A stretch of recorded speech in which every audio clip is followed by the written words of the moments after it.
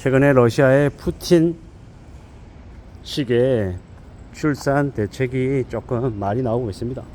점심시간을 이용해서 성관계를 해서 출산율을 높이라는 이야기였습니다. 차르 시대에는 자녀를 7명에서 8명까지 뒀다. 그러한 이제 분위기를 다시 만들어 보자라고 푸틴이 이제 빗대어서 얘기한 것 같습니다. 한때 중국의 춘추전국 시대에는 올나라와 오나라가 전쟁하던 당시에는 어떤 일이 있었냐. 여성은 17세 이상, 남성은 20세 이상인데도 불구하고 결혼해서 출산하지 않으면 그 부모를 처벌했다고 합니다. 왜겠습니까? 전쟁 중이다 보니까 이 전쟁을 치를 이제 병력이 부족해서 그런 일을 벌였던 겁니다. 뭐 루마니아에서는 과거 20년 동안 거의 인권 유린 수준의 이제 출산 정책을 펼쳤다고 하는데, 그 당시에는 이제 성인 남녀가 주에 3번에서 4번 이상의 이제 관계를 맺지 않으면 처벌을 하고, 또 자녀 수를 4명 이상을 두지 않으면 또 처벌하고 그랬답니다. 그러다 보니까 그로 인한 충격, 여파 이런 것들이 엄청났다라고 하는데요. 부모가 자식을 죽이고 버려진 자식들이 온갖 범죄에 동원이 되는 좀 끔찍한 일들이 많이 있었다라고 합니다. 그러한 일들이 이제 뭐 지금도 뭐 별반 다르지 않은 거죠. 그렇게 강압적으로 억압하고 강요해가지고 출산율을 높일 수 있냐, 실질적인 대책이 실현이 되냐라고 생각해 볼 때는 좀 안 맞다라는 거죠. 가능하지 못하다라는 이야기입니다. 잘 생각해 볼 필요가 있는 겁니다. 이래저래 아둥바둥거리고 많은 것들을 요구해도 실질적인 출산율을 높이는데 필요한 것들은 뭐겠나. 제대로 된 이제 자녀를 양육할 수 있는 여건들, 이런 것들이 더욱더 필요한 것 같습니다.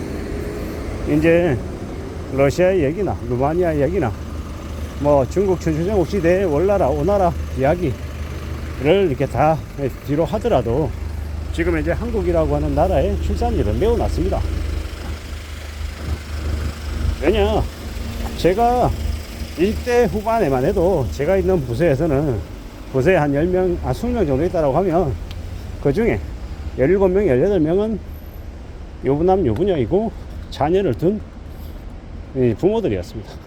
한 2-3명, 많으면 3-4명 정도가 미혼이었죠. 지금은요, 지금 한 20명 중에 한 3-4명만 유부남, 유부녀이고 자녀를 둔 부모이고 나머지가 다 미혼이라는 거. 뭐가 이렇게 잘못된 게 아닌가 라는 생각이 들 정도인데, 이제 사람들이 점점 결혼도 늦게 하고 또 결혼을 하더라도 출산을 안 하는 사람들도 되게 많고, 40이 넘었지만 미혼 상태로 캠핑이나 여행을 즐기며 자신의 인생을 사는 사람들도 적지 않더라는 겁니다. 누가 이런 상황들을 만들었나요? 근데 그렇게 출산하지 않고 결혼하지 않는 세대들을 보면 그들의 상황도 충분히 이해가 됩니다. 뭐냐?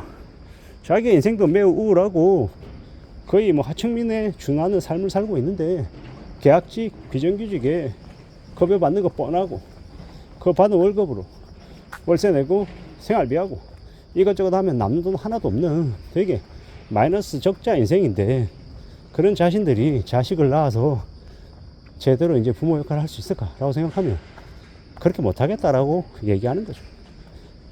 자기들도 먹고 사는 게 답이 안 나와가지고 허덕이는데 자신이 낳은 아이들이 과연 이 세상에서 대접받고 대우받고 안정적인 직장을 가지고 살아갈까라고 생각해보면 거의 불가능하다라고 얘기하는 거죠.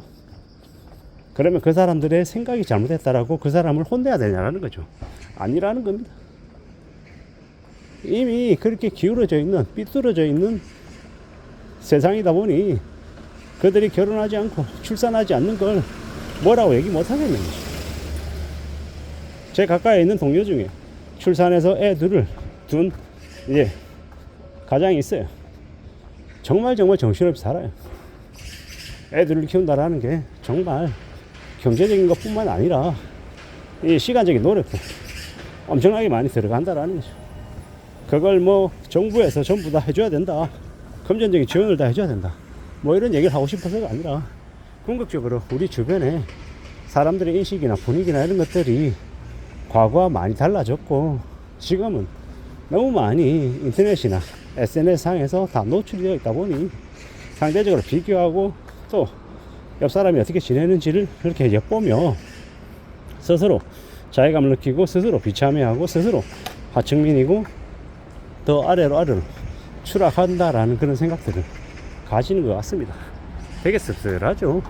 안타깝기도 하고 답답하기도 하고 좀 너무 무리한 생각을 하는 건 아닌가 라고 생각하지만 또 다른 한편으로 그들이 그렇게 충분히 생각할 만하다라고 여겨지니 좀 더 이제 말을 못하겠네. 이 엄난한 시대를 살아가고 있는데 그들에게 그럼에도 불구하고 무조건 결혼을 해야지, 애는 낳아야지, 애는 낳으면 어떻게든 큰다, 뭐 이런 얘기들을 어떻게 하냐라는 거죠.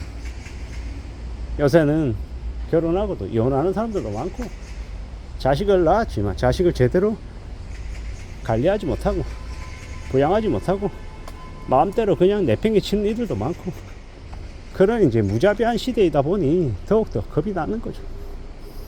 물론 저는 결혼을 했고 두 아이를 둔 이제 가장입니다만은 현실적으로 얘기하면 사는 게 힘들고 빡세죠.